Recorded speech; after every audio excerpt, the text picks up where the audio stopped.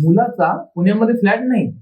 अरे, मग तर तुम्हाला लग्नासाठी मुलगी भेटणं खूप अवघड आहे. हो, तुम्ही बरोबर ऐकलं. आजकाल हा एक ट्रेंड चालू आहे. तुम्हाला जर मुलाचं लग्न करायचं असेल तर त्याचा पुण्या मुंबई सारख्या ठिकाणी फ्लॅट असणं गरजेचं आहे, अशी डिमांड मुलींच्या घरच्यांची आहे. आणि स्वतःची फ्लॅट घेण्याची कवडी मात्र ही इच्छा नसताना सुद्धा त्यांची डिमांड पूर्ण करण्यासाठी मुलगा इकडून तिकडून पैसे जमवतो व फ्लॅटची बुकिंग करतो आणि पुढील 20-25 वर्षांसाठी मोठ्या ईएमआयचं ओझं स्वतःवर लादून घेतो. सर्व करून जरी तुम्हाला वाटत असेल की हा फ्लॅट आपला स्वतःचा आहे, तर तुम्ही फक्त 2-3 ईएमआयचे हप्ते बाउन्स करून बघा. मग तुम्हाला कळेल, तुम्हाला बँकवाले सुखानं जगू सुद्धा देणार नाहीत.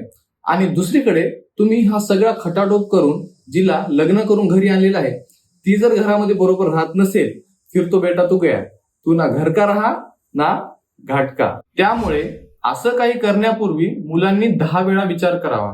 आणि मुलींच्या घरच्यांना एक सांगू इच्छितो, मुलाचा फ्लॅट बघण्यापेक्षा तुम्ही त्याची इन्व्हेस्टमेंट बघा.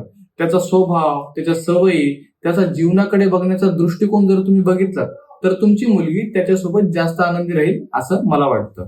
मला यामधून काय सांगायचं आहे तुम्हाला समजलंच असेल. स्वतःची इच्छा नसताना एवढ्या मोठ्या ट्रॅपमध्ये फसू नका.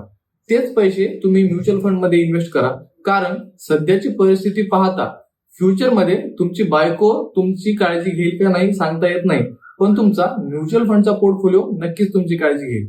व्हिडिओ आवडला असेल तर लाईक करा आणि फॉरवर्ड करा तुमच्या त्या मित्राला ज्याचं अजून लग्न झालं नाही. थँक्यू.